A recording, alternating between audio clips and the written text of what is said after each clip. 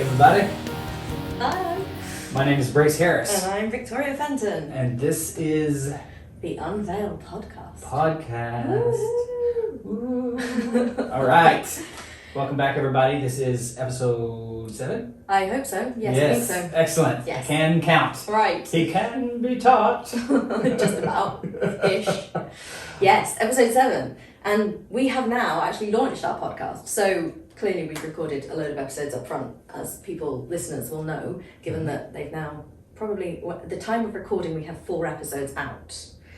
So it's interesting because we're now getting a lot of really positive feedback, which is nice. Yes, very, very good feedback. Yeah. Like more so than I was expecting. I was like, okay, well, we're going to have our, our friends are really going to like this. Right. And then it's like friends of friends of friends are like reaching out and being like, hey, love what you guys are talking about. I love the subject matter. I love you guys' energy and relationship on the air. Are you able to say on the air? I think we will. Because we're not through the airwaves per se. Anyway. Ish. But yeah, so it's very exciting. Yes, and it's interesting actually because we were just talking before we press record that like the conversations we were having, we have done so much in the last 9 weeks, Brace Harris. We have like literally changed our worlds. Yep. Because I've only been here 9 weeks today. Mm-hmm. And we have shifted so much. So a lot of people are like going, oh my God, I hope this goes well for me. And I'm like, oh yeah, no, that's completely changed. That's not the way it is anymore. So just to give everyone a bit of a personal update, our podcast is obviously out. Our business is now formed. Our website is almost built. And I am going to be applying for a US business visa. So that's the visa update. I cannot remember which podcast episode we spoke about me like illegally marrying somebody, but that no longer needs to happen, guys. We're all good. Like, yes. So she's gonna get much more picky, everyone. So you missed your shot. I really am. Yeah. She says. Oh wow. Oh dear. So yes. So the visa situation is happening, which is great. But the most interesting thing that makes us really laugh about the feedback that we have been getting is that like a couple of people independently said to me in particular, I don't think you're getting this feedback, but yeah, which is and it plays into everything that we're going to talk about today. Yes. Yeah, but so I've been getting we thought you were just lying and that you and Brace were actually in a relationship, but you were lying about it. And we're just like, okay. I think it's the whole kind of like, why did you trek halfway across the world from South Africa to be with a guy for business? People didn't understand that there was a kind of business thing and a friendship and a soul level friendship, and they cannot separate soul level friendship from soul level relationship, I guess. And it just has been so interesting because I'm like, or it's not that they can't; it's that perhaps it didn't enter the mind that may be a more natural way of doing things than. Well, then we get into nature itself, so I will backpedal off of that one. But it's been wonderful because, I think very highly of Victoria, and everybody has seemed to think that she thinks extremely high of me, and I take that as a huge compliment, so lots of love to everybody out there. Yeah, Brace's ego grew like massively in the last week. It's just like, yeah. So yeah, but it's just fascinating because I suppose it half did occur to me that people would think that because right. Yeah. But yeah. There's no need to think that, guys, but it does bring us into the topic of today's podcast because we have a very interesting relationship because it is super balanced and it's super well matched, but everything that we do is very rooted in the kind of masculine and feminine dynamic that we have.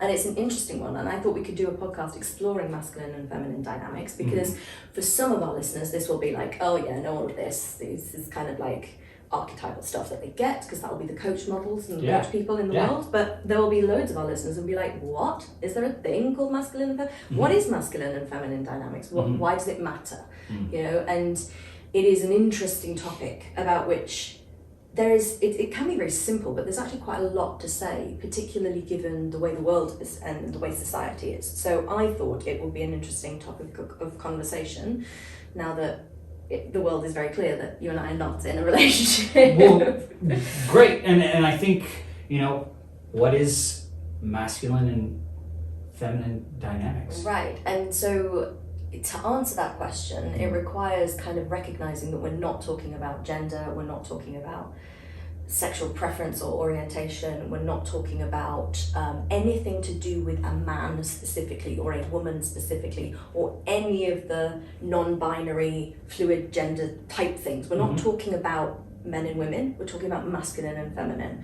And that means that we're back in energy and archetypes. And my brain seems to live in archetypes. I see everything in terms of archetypes, but masculine archetype and feminine archetype are two very distinct energetic realities that are designed to interact perfectly, and their flow around being one thing and another thing, which we'll get into in the course of this podcast, is very much designed to perfectly intersect and to complement and support the dynamic of the other energetic. So it's become super popular at the moment because there's a lot of talk, depends which circles you're in, and obviously we're very kind of echo chamber in the coach world, but there's a lot of talk about sacred union couples at the moment. And it's interesting because, like, what is a sacred union couple, Bryce?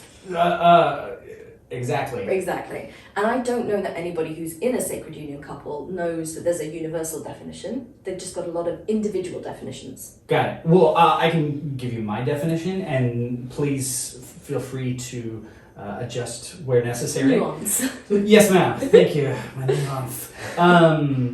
So in a sacred union couple, it's people that have chosen to be together, but they work on their inner growth together. That is a lot of what their relationship is based on. And they lean on each other for support as they grow together. Yeah, I think that's a pretty perfect definition. Great. As far as I'm aware, I'm not in a sacred union couple, so I have no idea how it kind of works. But I think it's interesting because it is very much, in society particularly at the moment, it is very much romantic and intimate relationships because people choose to do life together. And as they do life, these people who tend to relate to being in a sacred union couple, part of their life is constantly being devoted to their inner growth and their personal evolution. Yeah. And so choosing to do life with someone, if you're that kind of person, you're going to kind of need to be with that kind of person. Yes. Because you can't do this stuff as the only one in the relationship who's actually doing it. I have not seen that work yet. Yeah. I mean, and just using myself as an example, I don't know if you would define my wife and mine relationship as sacred union, but you know, my wife is a counselor. She's familiar with this work. She is all in when it comes to, or when it came to me changing my life, transforming my life, which takes a lot of patience, especially from someone who has kind of been in the work a majority of her life. And I had been in it, but not in the same way. And just having her support in that, being able to talk to her, to discuss, this is what I'm going through. Oh, I cried for 15 minutes in your arms the other day and you didn't even flinch. Because she knew that something massive was shifting within me. And so would you define that as sacred union, or is it? And it's interesting because I probably wouldn't put you guys in the same category as the sacred union couples that I know. Yeah. Partly because they are almost committed to doing transformational experiences together as well. And maybe that's a layer on top, I don't know. Got it. But the thing about what you've just explained is it's a perfect reflection of having that energetic support whilst you are doing the inner work. Because if your wife was in a space of like, well, just get your shit together and man the fuck up, which she would never be, by the way, but like if that was the kind of attitude, you wouldn't have had the latitude to completely alter. No, it's detrimental to the relationship. Well, and your own personal growth. Right. I mean, if that kind of message is what you're being given or are receiving from someone, you know, whether it be in a relationship or a family member or a friend, a number of things, then there is an opportunity right there to step back and really look, what is this? Where's this coming from? Yes, what is this dynamic that is showing up? And And I think that the strength of your relationship is demonstrated by the fact that when you guys met, you were nowhere near this work. Right. As you kind of moved through your own personal challenges through those years, in the jobs that you have been doing, and then finding this work and going through the huge transformational process that you have, your wife has been super solid throughout that and let you transform and supported every second of it. And also, very specifically, and just to speak about our relationship as well, been so in support of you having me in your life and all of that kind of stuff. Yes, absolutely. It's a testament to her strength and just centeredness in who she is and you in who you are, which allows me to be an addition into your kind of business world. And we get to have our friendship and our relationship, and I get to have one with her as well. Exactly. Which is awesome for me. We all win. We all win. Look at that. Yay. So it's whether you would put that into sacred union. Okay. I think probably the word sacred union, I don't know why we need it. Like, there are couples who don't do their work together, and there are couples who do. And if that's what you guys are, because you are, then yes, there's a beauty in that kind of supportive relationship. But I don't know how you would refer to, think of your relationship in terms of masculine and feminine balance. That's a question. I mean, if you want to share, I'm really aware that we don't, just because you're the one in a relationship, we don't actually need to use your relationship as the testing ground for this whole podcast. But well, no, I like it, and I think it's kind of a good proxy? Yeah, thank you. See, got my words. I love it. Yeah, it's really good for to use as an example, and there are things where I get maybe a little toxic. I say maybe a little toxic. Whoop, there's a little Freudian, yeah. And then vice versa. Yeah. And it's like, okay, where's the toxic masculine coming through for each of us? Yes. Where's the toxic feminine coming through for each of us? And then where is this really healthy masculine and feminine energy coming through, and how does that balance with the other person? And is the other person able to see the situation for what it truly is? Be like, okay, I know Brace well enough. Yeah. He's got a little, there I go again, he's got toxic masculine coming out. Right. How can I meet that Sure. with this gentle, beautiful, healthy, feminine energy to basically soothe that beast? Yes. And bring me down to where I'm in my window of tolerance, thinking clearly once more, and then it turns into a beautiful learning experience, which she helped me get to without having to force her hand at all. Right. She just flowed. And it's great that, because it's very common in relationship for toxicity to meet toxicity, because you both get triggered and you both like playing off against one another. Yeah, and it just becomes that's where the battles. Yeah, exactly. And so I mean, this is skipping ahead to the end of the podcast in the what you can do section, but ultimately meeting any toxicity with the healthy balanced opposite, or even the healthy balanced same energy. And that's speaking more as a coach. Like, if I've got a client approaching me with kind of these toxic masculine behaviors or toxic feminine behaviors, sometimes I counter it totally and like move myself into the energetic that is absolutely the opposite. And the healthy opposite. Sometimes I meet them in the dynamic, but from the healthy perspective of that energy and that archetype. And I don't know how I make the decision, I genuinely don't, but somehow it just happens organically, which is an interesting thing to sort of double click on, actually, because for me, I've just said I step into the masculine or I step into feminine, or I'm not fixed in one area because I'm a woman, I'm going to be feminine, and nobody is. Everyone has a balance of both of these archetypes, male or female. We all have these characteristics and dynamics within us that we get to play with. Yeah, and the more that you play with them, the more you can see, play with them even in relationships, the more that you can see how to raise or lower what you're putting off. I don't necessarily have it, or what you're putting off that helps balance the other individual, because whomever you're dealing with is going to have, again, their own circumstances, their own way of viewing the world, their own strategies, and the more aware you are the more proficient you are at meeting them where they need you to be. Basically, if they're coming with toxic, they're like, I need this in return, whether they know it or not. And to be super clear as well, we'll come into this when we talk about the healthy versions, but it's not just toxicity that needs to be met with something. Actually, the wounding that we all hold, like I'm a big believer that we absolutely all hold wounding from not just actual traumas in our life, but being incarnated on this crazy planet actually is a wounding process, because we're separated from the unity of consciousness, if you want to go that meta on it. But that wounding, that pain, that sense that we're not quite whole, we all carry it. And we all carry it, which is why we get into a relationship, because we are trying to be met. We're trying to be held by another energy.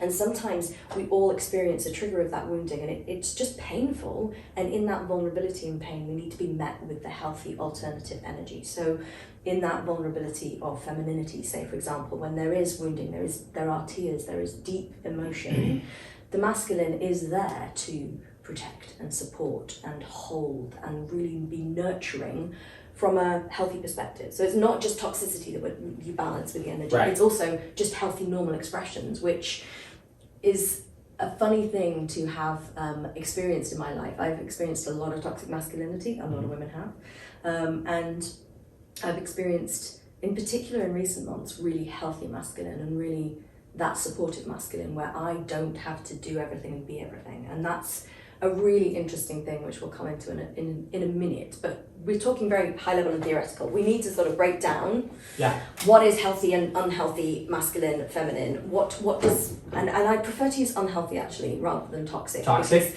Toxicity has its own kind of connotation, like energy that comes with it, or no, I like that. So the unhealthy masculine, what would you say for that in terms of characteristics? Unhealthy masculine, oh my goodness, it's power is where it's at. You have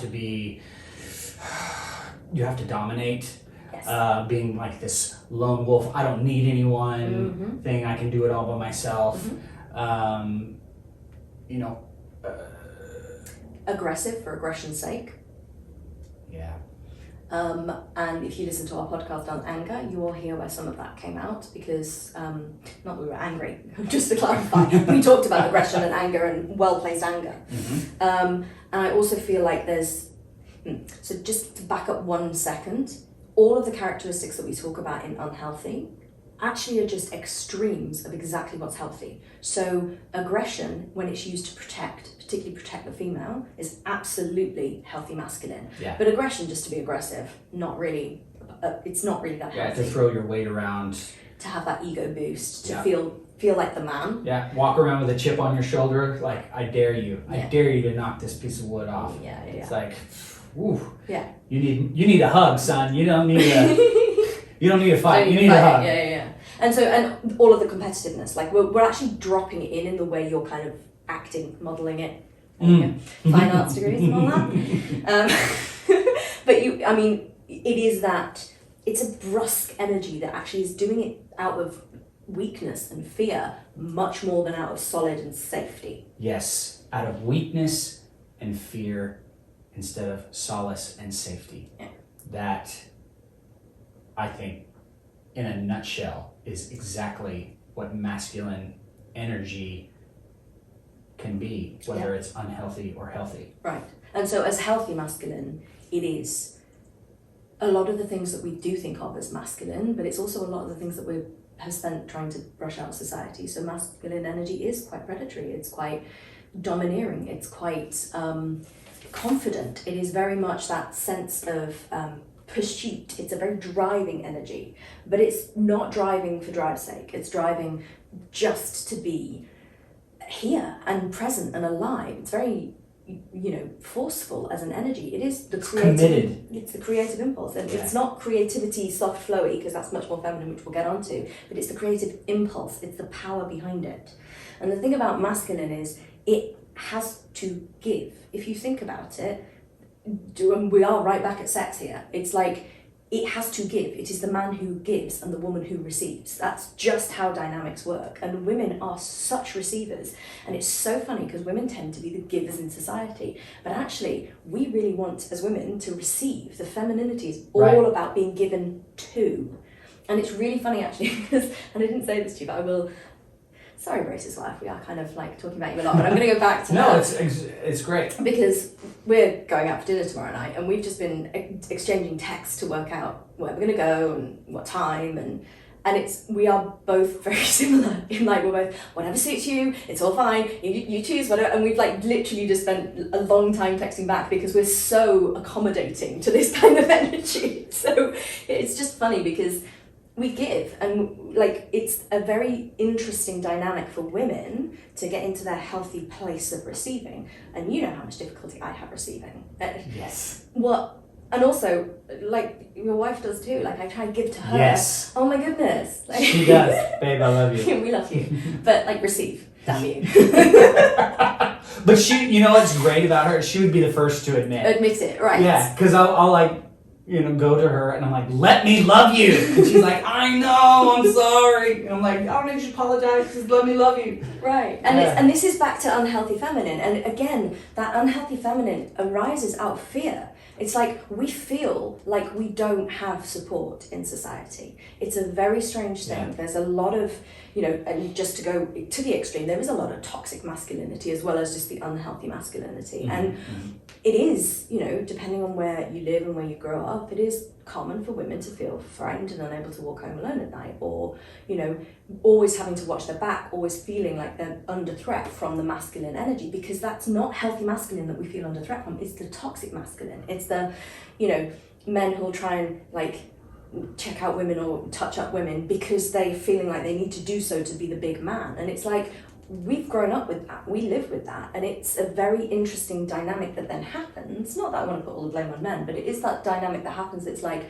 well, I need to be strong. I, as a woman, need to be dominating and clear and, break the glass ceiling and be independent and do everything on my own and always give, because if I start to receive, I might receive some of this toxicity into my world. And it drives so much in this kind of, and it's particularly endorsed by society, like women business leaders are not feminine business leaders often. Like, I mean, our Prime Minister, one female Prime Minister in the UK, was Margaret Thatcher. Mm-hmm. Oh, no, sorry, Theresa May, I apologise. Both very masculine women, very... Yeah, the Iron Lady. Right. It's like, you couldn't come up with something better than Iron. I mean, Iron because she's a badass, but it was like, And for so long, the only women that were successful as role models were actually archetypally in their masculine energy. And so a lot of the training ground for females in, I went to private schools in the UK, I was very, very lucky, but as a girl growing up in those kind of private schools, it was like, I had to be everything. Like I had to be the man, I didn't have to be the healthy woman. And so it's just this training ground where most women are crossing into feeling like we need to have masculine energy, and most men either are stepping into toxicity and or doing the aggressive stuff that we've just spoken about, or they feel like they have to almost emasculate themselves to not be threatening to the female. And it's such a soup of mess that society's really messed up. Yeah. And I mean, in talking about emasculating the self, even, and I'm sure some of our listeners, you had a father, that father had a lot of unhealthy masculine and basically broke you. It was like, I am the alpha and you are nothing. Yeah. And then you're an adult and you still feel like you're nothing. And you're like, well, I'm not stepping into just a healthy masculine energy. And that power, that innate power. Yeah. And so there's so many different scenarios where things can really get shifted in not the best way. Yeah. And it's interesting because the other way that the unhealthy feminine can emerge is to really take advantage of the weaker masculine. And it's very manipulative. It can be very, smothering and very kind of like willfully getting the man, particularly men in relationships, to do what they want to happen by being, using their feminine wiles to get their way. Selfishly alluring. Right. I have like a list of because there's a million words. Yeah, there's so many. So. But it is that manipulation. It is using the pull look. Like I've just said it. Men have to give. The deepest wounding for men is if they feel like they can't give what that person needs. Oh, yeah, which goes back to the, I can't provide. I have to be the sole breadwinner in our family. Right. And that is not the truth. It's not the truth, but energetically, it's a resonance. And Yes. I would really encourage men to stop trying to be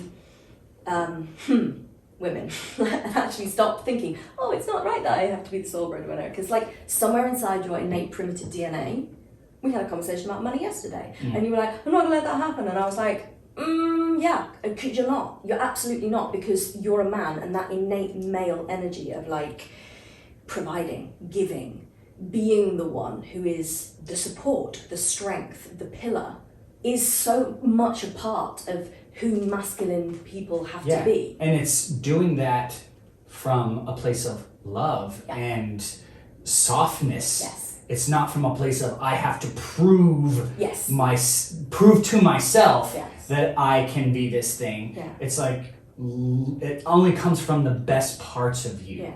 And it's funny actually, because I was going to say in terms of the male impulse to provide and to give, an unhealthy woman can take advantage of that and just like manipulate their way into getting what they want and what they think they need from the man, because we are not stupid. We know that there's tricks and tips to like get men to do what we want, and flattering their ego, playing to all of those kind of like confidence, ego-y, competitive sides works, or just being doe-eyed on Instagram, apparently. I wouldn't know. But yes. No doe eyes? No doe eyes. Oh my gosh, just leave it to me. I'll take care of it. You will. And that's interesting actually, because I was going to say this earlier, and you have a lot of feminine softness in you in a really healthy way. I agree. And it's a big part of the reason why I find you so supportive. But just to be super clear, and I'm going to do a really personal share here because it makes a lot of sense and it will illustrate this journey. I have always been the only woman, the only person in my businesses. I've had several businesses. I have been self-employed. I have run a business. I have worked for others, but only in terms of like being the leader. I've always had to do everything and be everything and take everything. And in a way, it's been incredibly masculine. It's been incredibly self-sufficient, lone wolf, all the things we've just spoken about for the unhealthy masculine. Because a woman can do healthy masculine, but most often we will step into unhealthy. And it will be, no, just leave it to me. And it's a little bit of that inability to receive. And you can see how they cross over.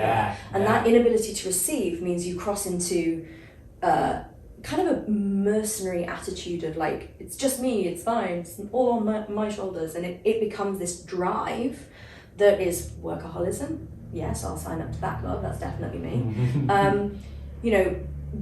Don't like to show my emotions to other people, and have had a lot of challenges letting people in. Yeah. Why do you think that is? Don't show my emotions to other people. Well, so in typical kind of, well, there's two reasons for me personally, actually. Let's be super personal because there's no point in like trying to make a general statement.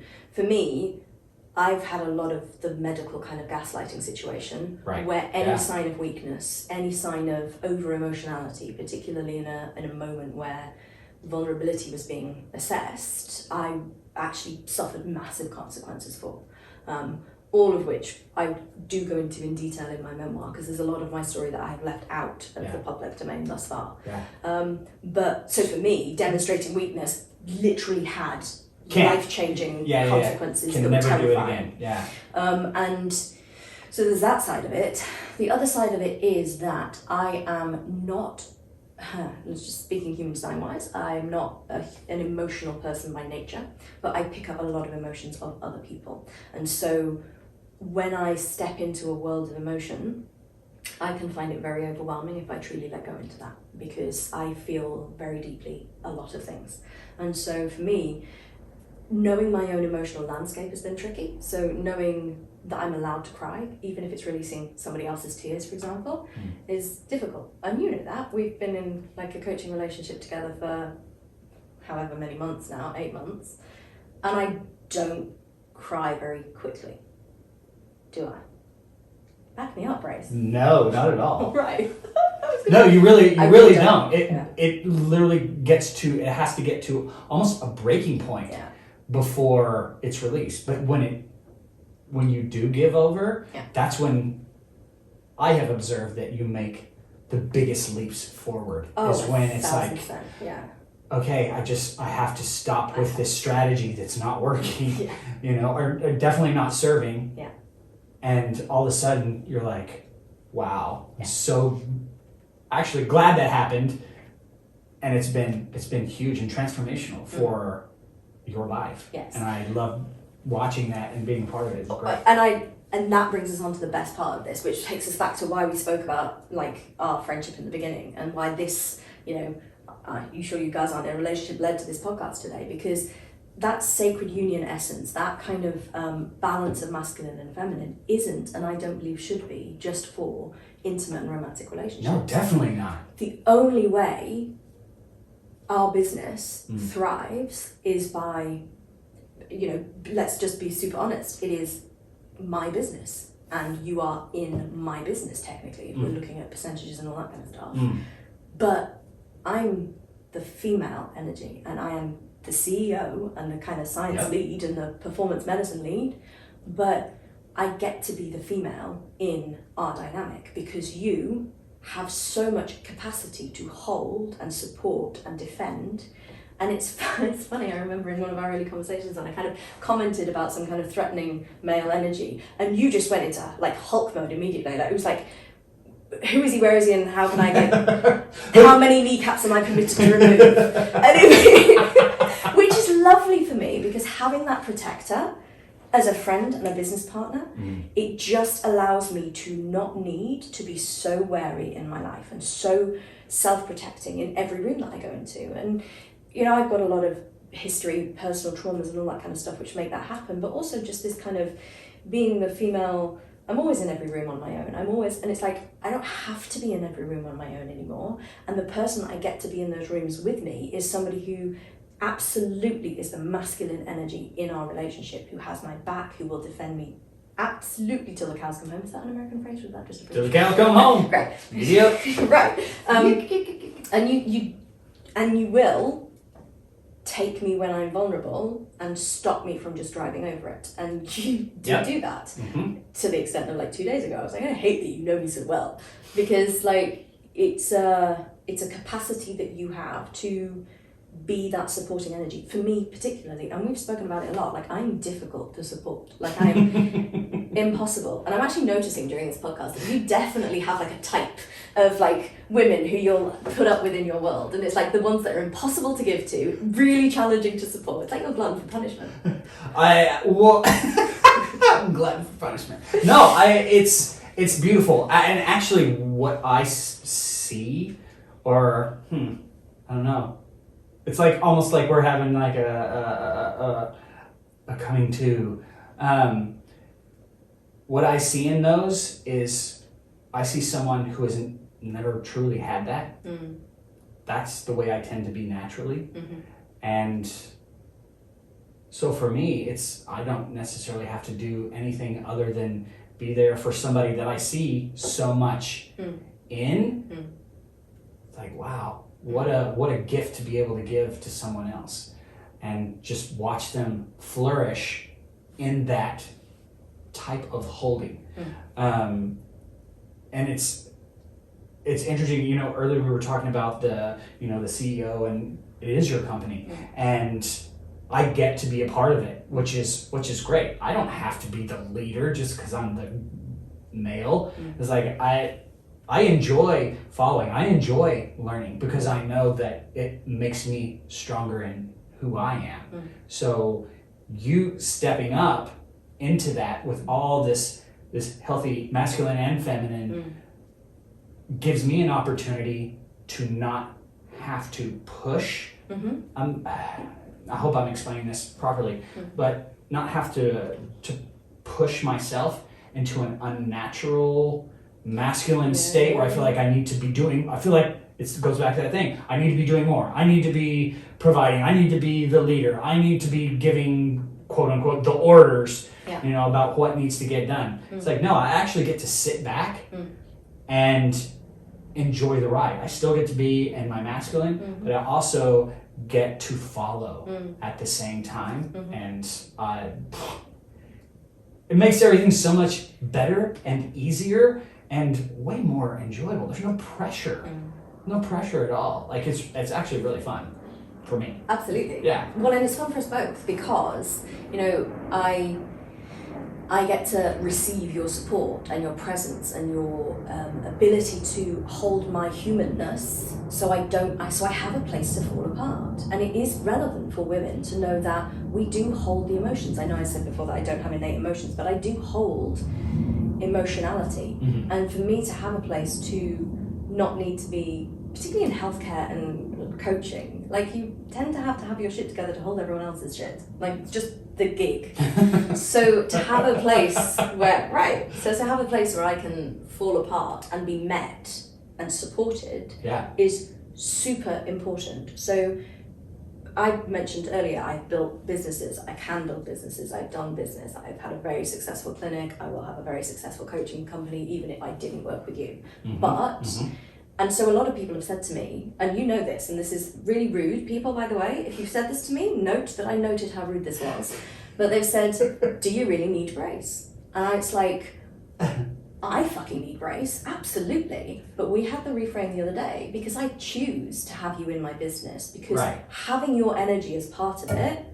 Yeah, you definitely don't need me at all. You choose, and it's great because we both get to have that dynamic in this relationship, and it strengthens it. It's like, completely. We're choosing each other, and to know that the other person doesn't necessarily need you, that they choose you because of everything that you are and everything that you've worked on and are doing, and the good and the bad, and where you're strong or where you're weak. That is a really great feeling. It's like, this person fucking understands me. What? Right. Where do we get that in our world ever? Yeah. Especially in business. And this is the thing about this business that we are building. It has been so easy. Like, we've got a website about to launch that I've built in 4 days. Like, and this wasn't a janky Wix thing. It was WordPress and coding and like proper complicated templates. Yeah, it's gorgeous. It's beautiful. And it's like www.unveilenterprises.com. Oh yes, because it's going to be out by the time this podcast launches. Yeah. Yes, we can give you the website address, which wasn't tricky to guess. But yes, so it's an interesting thing about how fast this business is flowing into fruition, because we are just in the right relationship to each other and to it. And so to all of those people who are like, well, why would you jet like 9,000 miles across the world? This is why we get to have a sacred friendship that is deeply balanced and deeply mutable. And, we have times when I need to soften and let you support, and we have times where you need support and I'm stepping up and helping you. Exactly. And that flow is exactly what is right. This isn't, oh, I'm a woman, I need to be in my femininity.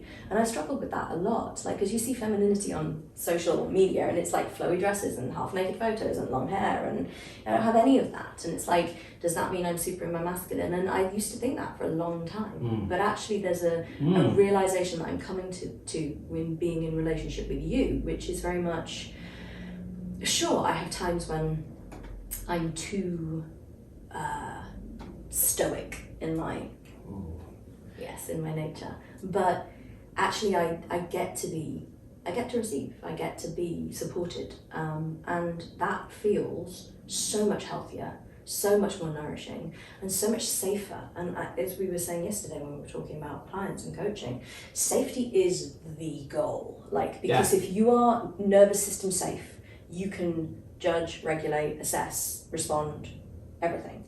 Most of life we spend feeling very unsafe. So to have safety for me is why I think this business is flowing remarkably well, and it's so exciting.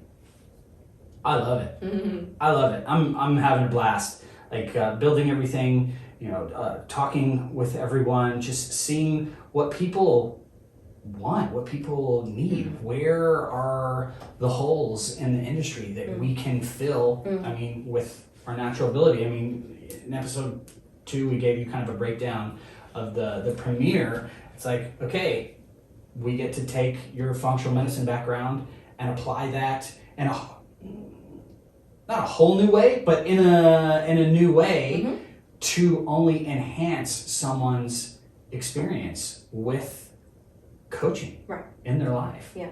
And we get to I think there's the unspoken truth of being coaches is that a lot of the work is done within just being a regulated nervous system around somebody else's dysregulated nervous system. Yeah. And so for us, when we have this business as our foundation, our personal foundation as well as our professional foundation, it's a regulating space. We get to come back into regulation with one another and around us, which only improves our strengths as coaches to then be the regulated nervous system around our clients. And that's, I put something on Instagram the other day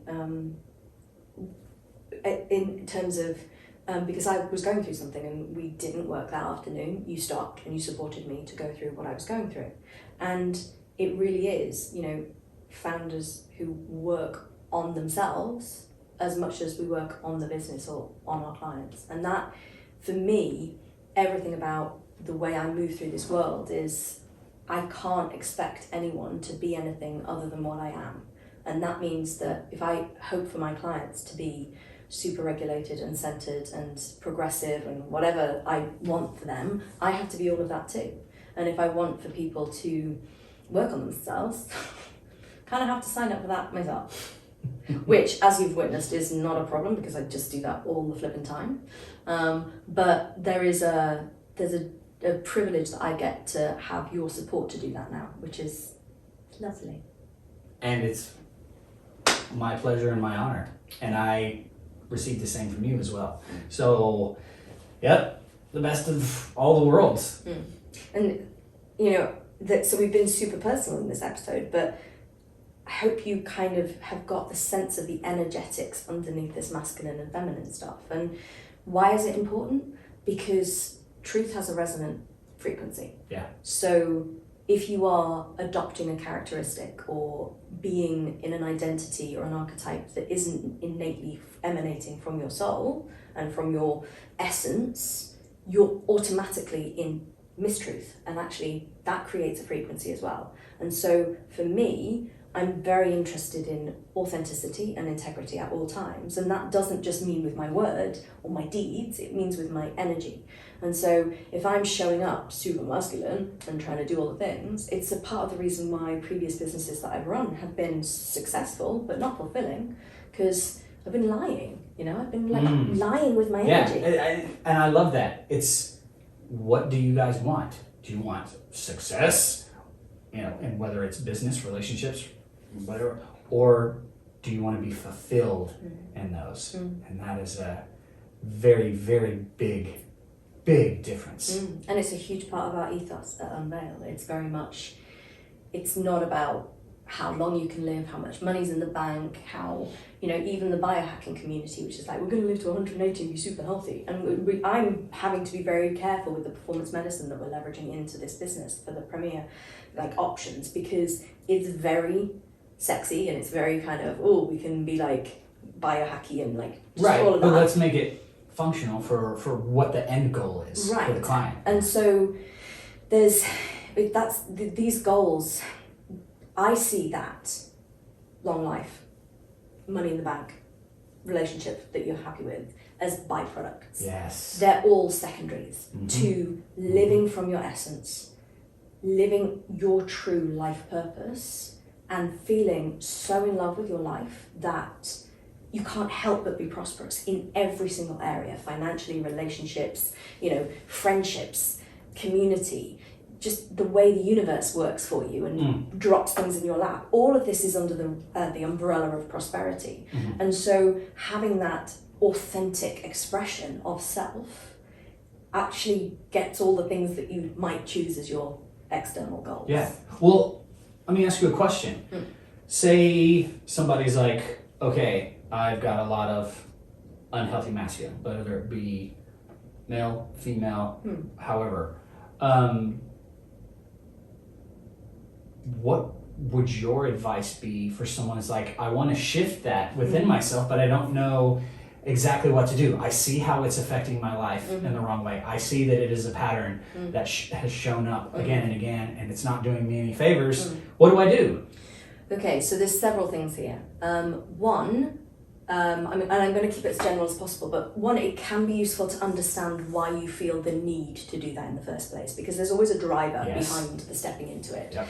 And oftentimes it'll be linked to childhood trauma, big T, little t, parenting just not quite aligning you in the role models. And parenting is really important, by the way. So having a healthy masculine role model, super important for healthy masculine energy and same for the feminine. So having that comprehension of why it's there in the first place is super important. I always believe that this kind of stuff needs to be healed in relationship, which is why I think there's a lot of sacred union couples and intimate relationships together, because this is about the contradiction between the energies. And if all you're doing is stepping into your toxic masculinity or unhealthy masculinity, it's likely because you don't have a healthy masculine to support you so that you don't have to do it. Yeah. It's like my stepping into my unhealthy masculine energy wasn't through choice or through, I didn't have any other option. Like when you're trying to do what I was trying to do, you just have to do it yourself.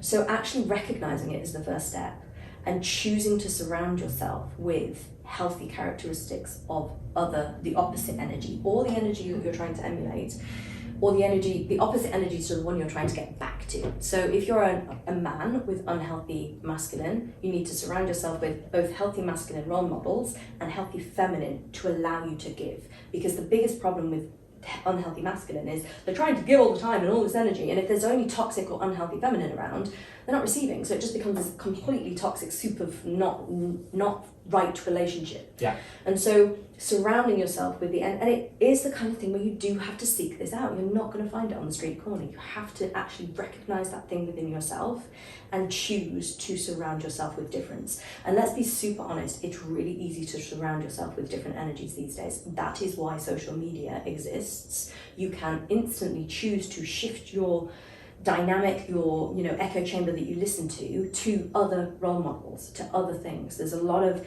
empowered brotherhoods, there's a lot of men's work groups, real men who are showing up in their healthy masculine, and it's absolutely needed. And if you're a woman who's showing up with unhealthy masculine, you need to surround yourself with healthy masculine so you don't have to do it. You can chill out and relax, but also healthy feminine as well. It isn't right that femininity is just, long flowy hair and stuff like that. The feminine is the intuitive, emotional impulse. It's the creative. It's that women know way more than men instinctively. It just is part of us, and it's very much a skill set that isn't validated or celebrated. So actually having that surrounding you is super important. And for all the single people out there, if you want a relationship, same sex, opposite sex, don't care what type of sexual preference, surround yourself with healthy couples. There is a reason I choose couples as friends, particularly you and your beautiful wife, because. And the shame is we don't get to hang out together enough, but that can change and will change. But I get to surround myself with deep loving relationships. Yep. And I don't care whether you guys want to class yourselves as sacred union or just whatever. You have deep love. Yeah. And it's something that for me, I love to be around because it's nourishing to my soul, and it gives me, it's not so much a model to follow or like hashtag couple goals, right? Although maybe. I'm really not doing myself any favours this podcast, but it is that energetic of super supportive, loving relationship that's been going for a long time, yeah. And that is, if I can surround myself with enough of that, it will eventually be an energy that I'm attracting towards me, and I'll get my version. Yeah. What do they say? The 5 people that you surround yourself with, you're the average of those guys. Yeah, and we spoke before. That's a big reason why I chose to do the course that we did and where we met. And I thought I was going to be surrounding myself with like elite level master coaches who were all phenomenal.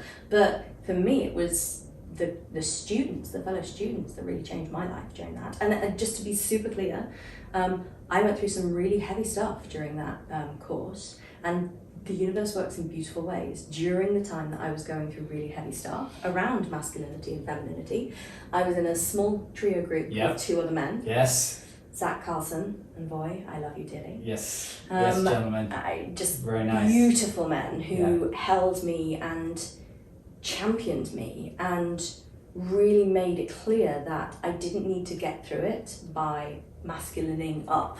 I could get through it by feminining through it. And that's a really complicated way to say that, but I hope that made sense. And I had you 3 as my support staff during a really complicated 8 weeks of my life that it got me from South Africa through 10 days of hotel quarantine in the UK and out into the real world again. And I needed that level of healthy masculine, and I still chat with Boy and we have a great friendship, and it's like I have needed to desensitize my nervous system by having different experiential memories of men.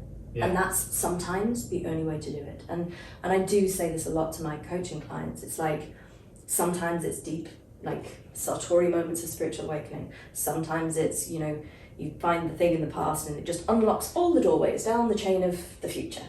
For other times, it's your nervous system has chosen to remember that this equals this. And the only way to change that memory and that pathway is to repeatedly experience something different where this does not equal that.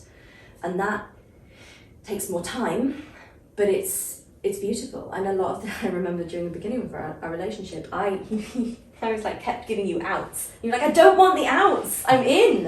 And it's just my natural pattern was like, all men leave me, I know he's gonna leave, I know he doesn't really care, I know it's not, and it just, you refused to do that. And that was my experiential reset. Same with Boy and Zach.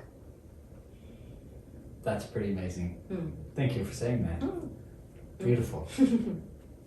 I think we've probably covered all of the... Yeah, no, it's been great, and I hope the examples that we've been able to share have made sense and resonated and landed, and I'm sure there's a myriad of things that we did not touch on.